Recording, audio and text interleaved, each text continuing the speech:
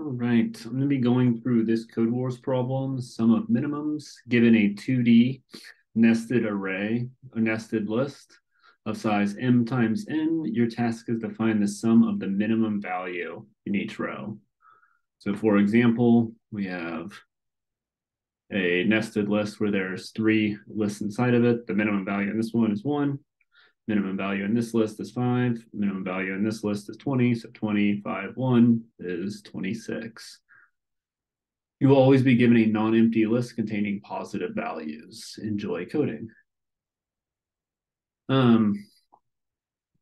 So what I'm going to do here is I like to take these example cases and I'm going to use them. So let's do numbers equals this. I chose the variable numbers because that's the input to this function. The spacing on this is kind of weird. I don't like that. So what I'm going to be doing for this problem, and this is something I do more at work, is called test-driven development. I'm just going to write that out, test-driven development. Sometimes called TDD. That's where you, before coding, write out test cases. And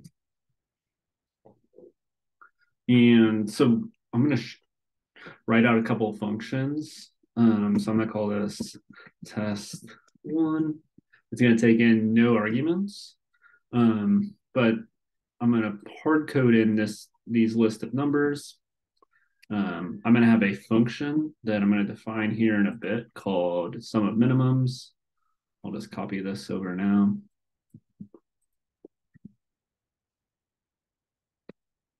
Return none.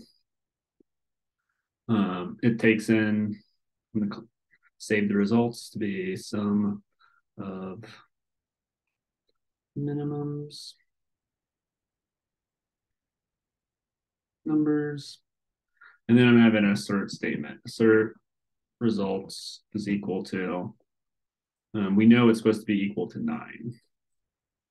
So what this is doing is it's taking in these list of numbers that I know are supposed to equal 9. It's going to plug it into my function, and then it's going to return an assert statement. If we run this, we should get a error because it doesn't equal 9 right now.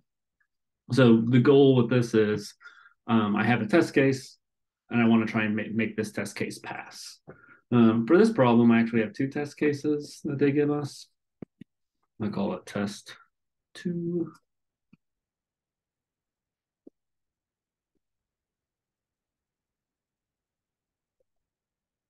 This one, numbers equals this. Just for personal reasons, I do not like that extra space in there. Doesn't look like I have it there.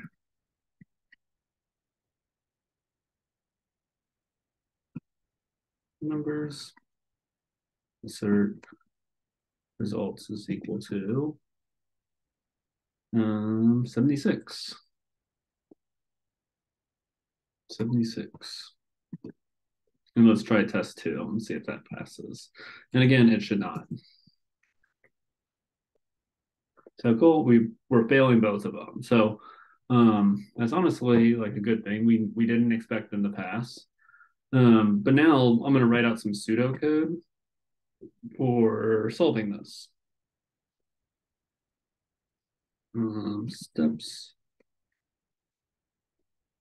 Steps to solve. I'm going to say 1, iterate through numbers, find minimum value in each list, add that value to a variable. So I'm going to iterate through those numbers. So to do that, it's going to be for x in numbers. And let's just print x. So we're iterating through all the different numbers. Now I want to find the minimum value in each of these lists. So there's several ways to do this. the easiest way is Python. There's min. So here's the minimum value in each list. Now add that value to a variable.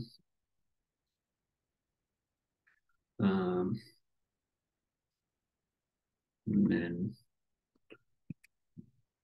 some.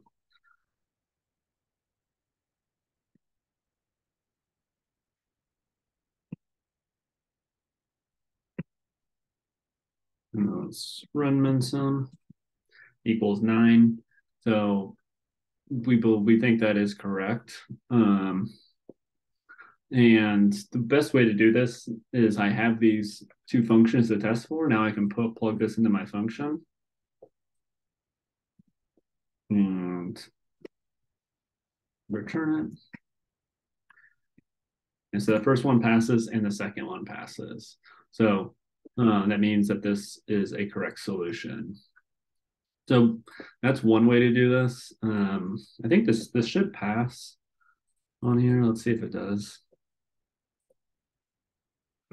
Passes both those test cases and passes everything. Let's say a scenario. Sometimes I've had this in a job interview where you've been asked to code it and you code it, but then they tell you to make some sort of change to it. Like let's say instead of using the Python min, they said you can't use the min. So now let's solve this. Solve not using min x. So I'm going to write out some pseudocode for this as well. It's going to be the exact same pseudocode. And now I need some steps under this. I'm still going to iterate through the numbers now to find the minimum value. That looks weird. I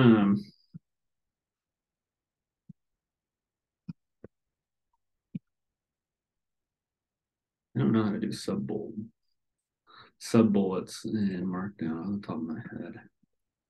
There it is. Iterate through each list.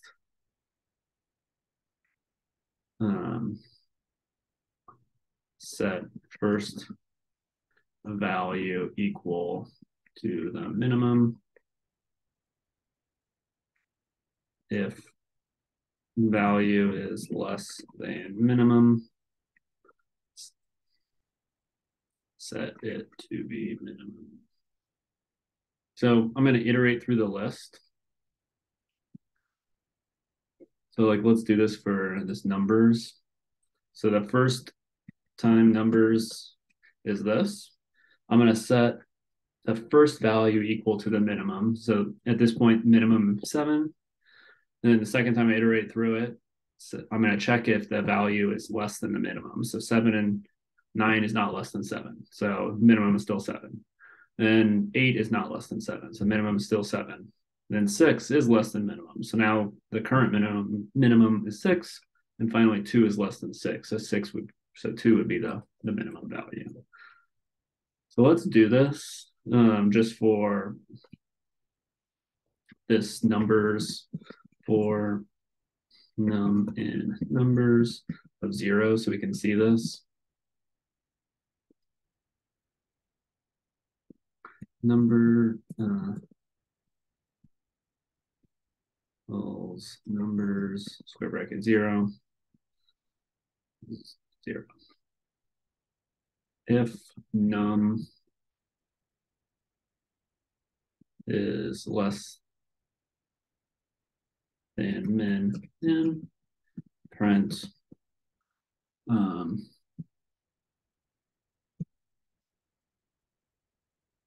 going to do an F string. Num is less than min in current minimum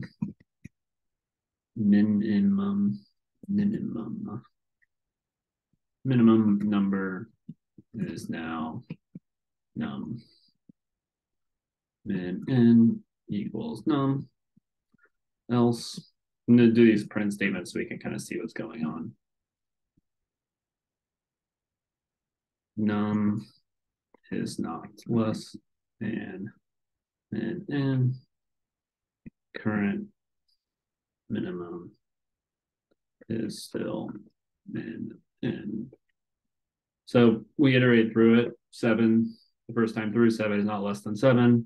Remember, it's checking the first one against it because I had set something equal to this value min n, so I just chose the first value. Then the second time through, 9 is not less than 7, 8 is not less than 7, 6 is less than 7, so current minimum is now 6, 2 is less than 6, current minimum number is now 2. So I can use this logic, this if, inside my for loop. So instead of this right here, I'll have a nested for loop. So let's try this out. So for x in numbers.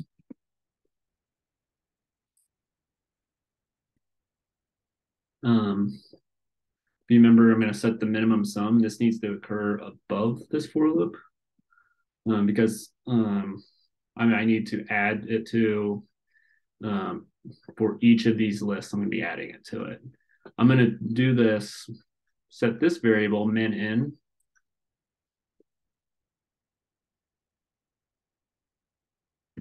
inside the for loop because I want to take the first value of each of these lists. So 7, then 6, then 5.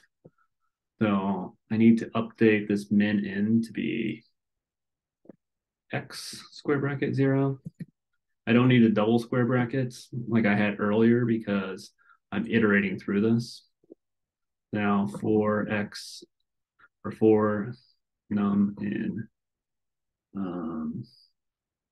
x, and then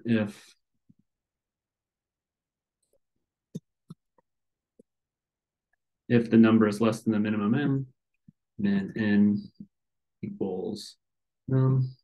And once I'm done iterating through all these, I'm going to add this min n to minimum sum. Min n. And let's see what min and sum is. And it's 9. So it's still getting the right results. And again, let's try to run this.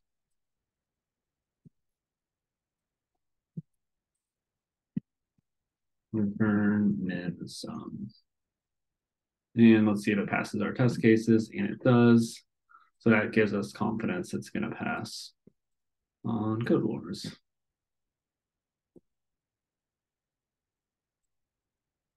And it passed everything again. So now which way is better?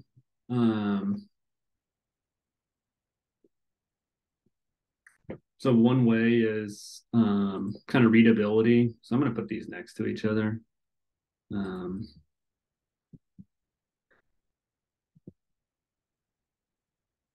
Make them the same.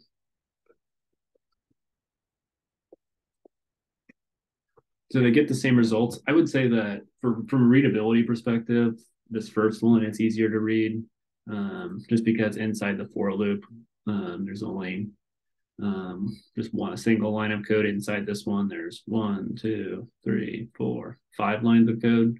Anytime you have nested for loops, I have a nested for loop. Inside of that, I have a nested if condition. A little harder to read. Another way to kind of determine which way is better is to run time it on it. This will time how long it takes to run. So this took 700 nanoseconds to run.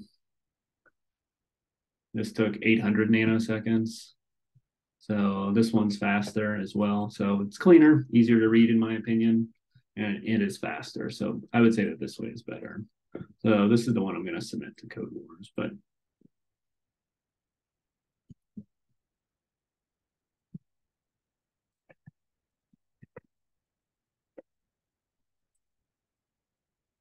cool. So that is my solution. Hopefully that was useful. And best of luck if you try it out.